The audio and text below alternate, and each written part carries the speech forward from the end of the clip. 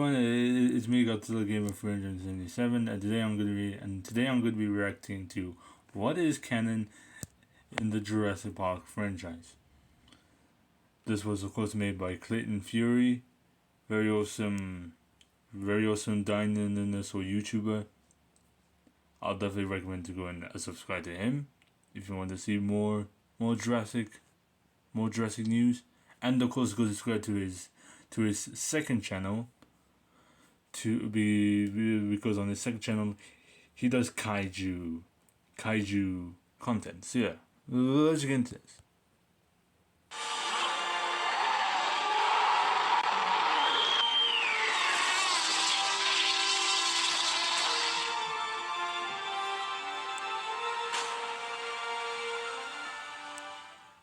Hey guys, hope you're all doing well. Now for today's video, I'd like to go over just what exactly is canon in the Jurassic Park franchise. If you're unfamiliar with what the word canon means, don't worry, the general definition is simply a general law, rule, principle, or criterion by which something is judged. You could also call it a collection or list of sacred books accepted as genuine. Now, of course, due to the fact that Jurassic Park started out as a novel by Michael Crichton before being adapted to the big screen by Steven Spielberg, we have to make a difference between what is considered canon in Crichton's published books, as well as Spielberg's 5 movies. They're 2 different universes. But that's not the only other thing we need to consider. You see, in the early 90s, there was actually a storyline that continued off of the plot that we got to see in the very first Jurassic Park movie in comic book form. Not that many people in the general public know about these comics' existence, unfortunately, Okay, yeah, but true. don't worry, I'm going to try and make this as simple as I possibly can. It's really not that difficult, to be completely honest. First off, let's start with the books. This one speaks for itself. Michael Crichton wrote Jurassic Park and The Lost World, which came out in 1990 and 1995 respectively. This is the source material that everything else bases itself off of. These books are the beginning of Jurassic Park itself. Now let's move on to the movies. These consist of the 5 films produced under Universal and Amblin. These are all canon unto themselves and play off It is of each other 5, but in notable ways. there is Every 6 one of now. these movies takes place in the same universe as the movie that came before and the movie that came after. Now let's talk about the more obscure stuff. Topps Comics actually created their own unique story to build off of the original 1993 movie that was directed by Steven Spielberg. These sequels include the Jurassic Park Raptor series and the first part of the Return to Jurassic Park arc. If you like Robert Muldoon, well then these are the stories for you, because in a hilarious reveal, they actually tell the audience that he survived his clever girl encounter in the first movie just to realize that everyone left him on Isla Nublar in the helicopter at the end. Have fun with that. Now, this is where things can get a little tricky, because it is definitely not the end of everything that But he exists didn't as far as survive though, Jurassic because Park stories go. in You Jurassic see, to Park, coincide and support some of the these raptor movie brought releases, there his have actually hand to been Ellie, supplemental materials sold to the general so he's public as obviously well. dead. I'm sure most of you are familiar with video games like Trespasser and the 2011 Telltale story. These were products made to originally support the movies in which they were basing their material off of. For example, Jurassic Park the game used the park brochure that can be seen and used by Alan Grant in the first movie as a means for introducing one of their new dinosaurs, the True. Herrerasaurus. They also incorporated 2 secret species into the story that were deleted off of InGen's list and kept hidden from the general public. But ever since its inception, Jurassic Park the game has had a difficult time The finding its shootout. footing in hard, factual canon. For one, the character of Jerry Harding looks to be at least 15 years younger than his real-life counterpart, real-life Jurassic Park producer and actor Jerry Molen. He's also missing the mustache that the character is supposed to have during the events of the first film. Other issues like JP3 pteranodons flying around the island and the T-Rex breaking through the visitor center doors make Yeah, that Jurassic was Park pretty the cool. game hard to consider as I taking remember place. playing Quote, that, and matter literally, of fact. it Colin breaking through the Trevorrow, door. the creative lead and driving force behind the entire Jurassic Park franchise as we know it, has even come out and stated that this video game and others like it should be viewed as soft canon. Basically, he's saying that you can't take it 100% seriously, but that doesn't mean that you should write it off completely. Mount Sibo, the volcano that destroys all of Isla Nublar in Fallen Kingdom, gets its name from this 2011 Telltale release, making the name of the volcano movie canon. So some things do bleed over into what matters. Trespasser is a trickier one because a lot of it doesn't make any sense to anything that it's supposed to be setting itself around. but I'll make this real simple. That video game is built off of the 1993 Jurassic Park incident taking place in 1989. This was because it wanted to okay. incorporate a lot of novel canon into its So is it like universe. Well, it definitely did, on but Isla that Tuna? unfortunately renders it unable to be considered movie canon, which is what it was going for. You see, The Lost World takes place 4 years after Jurassic Park. Yeah. And in the movie canon, I just watched that Jurassic movie Park happened in last night, 1993, Lost not World. 1989. Really amazing film. So it's pretty simple. Now, of course, Topps didn't stop with just the Jurassic Park Raptor and returned to Jurassic Park comic book series. There was actually a whole ton of other stories that came out in the 90s that built off of the movie or did new original things. None of these really related to each other though, and all of them can be seen as taking place in their own little unique universes. In other words, they're all standalone. You can't connect them to anything, and they were never really made for that anyway. This is also true for the video games that were coming out around the same time. As much as I love Dr. Grant riding in Gallimimus and mowing down people with an AK-47, it isn't canon to anything except itself. IDW would later go on to make more Jurassic Park comic stories that were independent from one another, yet all of them built off of the lore that was established by the first 3 movies. Again, these are all standalone and don't belong to anything other than themselves. To make everything as clear as it possibly can be, you have Crichton's books, the Spielberg-produced movies, and one instance of a couple comic stories coinciding with each other. These are the 3 canons you should really pay attention to, and honestly, I'd recommend only paying attention to the books and films. The books are the source material, the films are what's currently being produced, and the comics are long dead and gone. Now we have to talk about the websites, or viral marketing, that's come out in support of the movies. So far, a few sites have been made. The Lost Worlds website, Masrani Global, the Dinosaur Protection Group site, and Extinction Now. All of those are canon to the movies, except for the Lost Worlds website. And let's talk about why. This website that came out way back in the late 90s gives us a ton of information on the dealings and memos that were going around InGen after the fall of Jurassic Park. Here we learned that the company went back to Isla Nublar and killed off all of the animals. There was a small deleted scene from The Lost World where Peter Ludlow states that demolition, deconstruction, and disposal of Isla Nublar facilities, organic and inorganic, cost the company $126 million. Let's talk about why none of that is relevant. In Jurassic World, we learn that all of the dinosaurs are still on Isla Nublar, and that a certain old scarred-up T-Rex was from the original Jurassic Park, meaning nobody killed her. But the plot thickens even more, with the simple fact being that this website gives information that was never meant to be taken seriously. For example, Psittacosaurus is said to bring in the big bucks to the theme park because that dinosaur got a whole day dedicated to it. On Psittacosaurus Day, senior citizens got into Jurassic Park for free, and kids got in at half price. Now you tell me, in what universe was Jurassic Park ever open to the public in 1997? Where is that canon? Spoiler alert, nowhere. The reason this dinosaur and this information is in the Lost Worlds website is because it was meant as an advertisement for Jurassic Park The Ride and the new movie that was about to come out. Not to mention the fact that some of the stuff that's in here has actually been adopted by the Dinosaur Protection Group and said to have been canceled, means that it cannot be considered movie canon. However, the new marketing websites that have been produced for the new movies absolutely can be. And this is coming straight from the mouth of Colin Trevorrow himself. With all of that out of the way, let's address some of the information surrounding these new sites. Do they align with everything in the movies that have come out? Well, they better have, right? Seeing as how they are said to be canon to the movie universe. There's no better way to test this stuff than by looking at the released InGen list.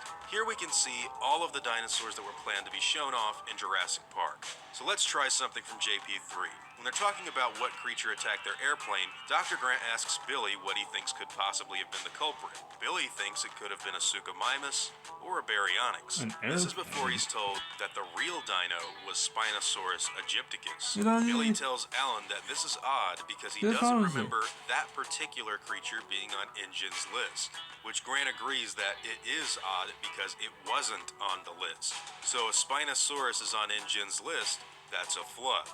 But after a simple glance, we'll see that it is not only not on the list, which is coherent with what's come before, Baryonyx and Suchomimus are indeed on the list, which verifies what Billy said in the movie. I haven't However, seen many Suchomimus paleontology yet. enthusiasts will probably note that Suchomimus is odd for being on that list, with some asserting that it shouldn't be on there because in our real world, it wasn't found until 1997 and named in 1998.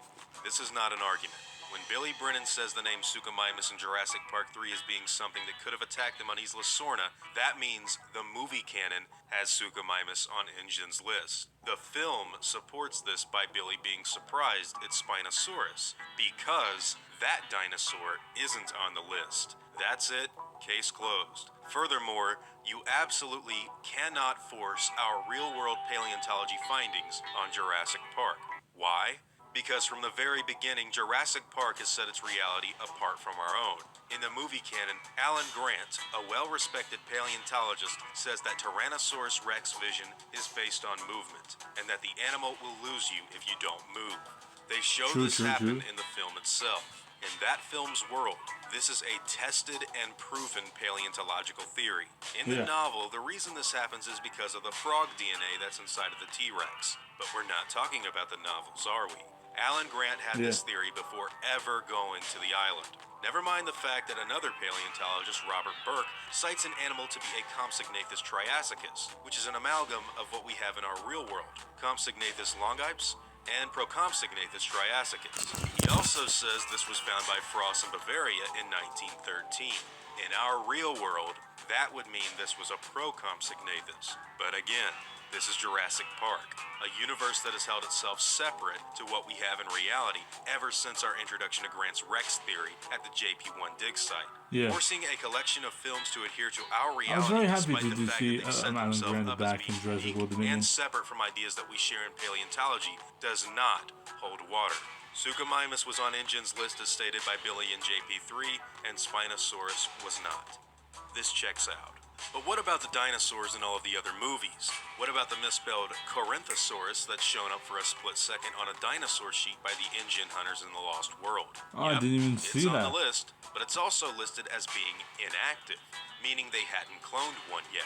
Further argumentation asserts that this doesn't make sense because the animals should be running around on Isla Sorna along with Ankylosaurus and Hadrosaurus because they were a part of an earlier script. A script that was heavily revised in order to incorporate the San Diego plotline so that the T-Rex could go to the mainland. At this point, argumentation against counting this viral site as movie canon would have to mean that the entire last half of The Lost World isn't movie canon either. Due to the fact that the San Diego incident did indeed happen and is kept as canon to the Jurassic World trilogy, this renders the script dinosaurs baseless. I mean,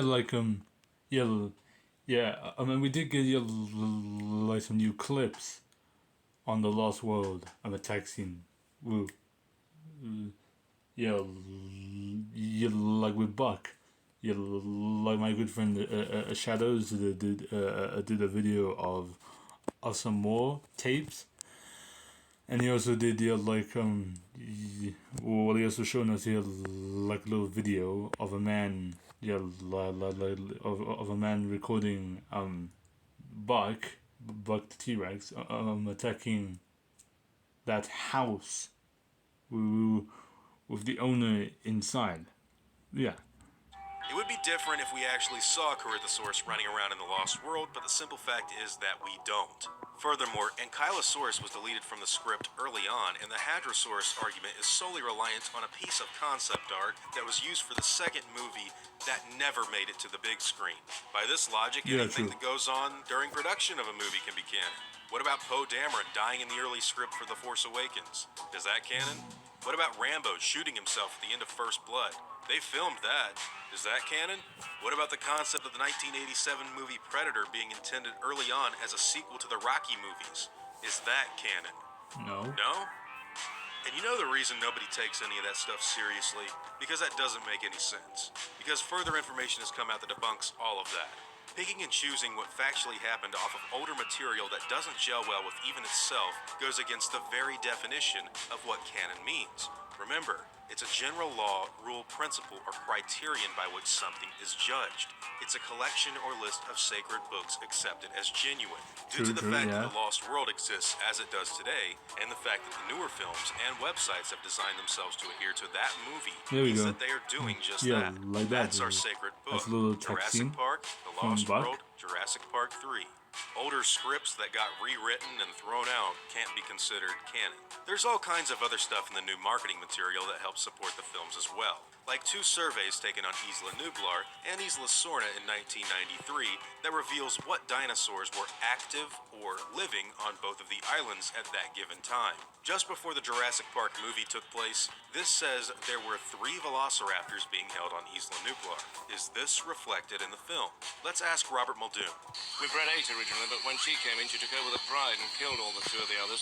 Yeah. Okay, so big 1 and 2 of the others. That makes 3. Nice. Now, in a survey taken in October of 1994, we can see that the 3 velociraptors that were living on Isla Nublar are nowhere to be found. And if you watch the first movie, Well, of course, because you they know what died, happened dude. to all of them. Yeah. What about the 18 velociraptors that they counted living on Isla Sorna in 1993? 18? Well, that information was going That to be is updated 21 by raptors InGen in after something total? that was supposed to happen in 1997. Guess what movie that references? We could talk about some of the new And, information as Lost well, World? like the fact that some of the inactive dinosaurs on 18 InGen's list velociraptors. were That is actually crazy. illegally bred I in never noticed that. 1999 Like 21 after Masrani bought velociraptors? Was that the InGen one? and began cloning new dinosaurs in I preparation don't for think so. Jurassic World. Yeah. This is where Ceratosaurus and Spinosaurus come from, and explains why neither of those creatures were on Hammond's list. But wait a minute, why were they said to be illegal? Well, that's because after John Hammond made Site B a nature preserve, the government made it illegal to clone any dinosaurs. Later on, that law is said to have been relaxed in 2003 because of some shady political bribery and the fact that Masrani was going forward with opening the new theme park.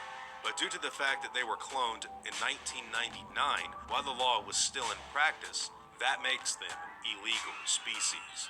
The reason I'm spending so much time on the DPG site is because it actually repairs major holes that were actually brought up in the original Jurassic Park movies and never resolved. Okay, It yeah, doesn't true, create true. plot holes, and if anything, it actually fills the old ones in. When Dr. Grant says that Spinosaurus wasn't on InGen's list, nobody knew what the hell that meant for 15 years. There was no explanation, and that dinosaur got no backstory whatsoever. Why didn't anybody see that thing in the Lost Yeah, it World? didn't. Why didn't we see the Corinthosaurus in the Lost World? What happened to all of those embryos from Jurassic Park? Why couldn't they just use those for Jurassic Park San Diego? Well, there's answers to all of that stuff now. Essentially, when it comes to Jurassic Park, this is what should be held as the basis for canon. A universe and timeline for the books, a universe and timeline for the films, and then you got that weird 1990s comic timeline. Everything else is not True. only standalone, but is made to be standalone. Supplementary material like the websites and of course the new novel, The Evolution of Claire, are all incorporated into the movie canon, while games like 2011's Telltale Venture and Trespasser are just material that is mined for the newer material being produced.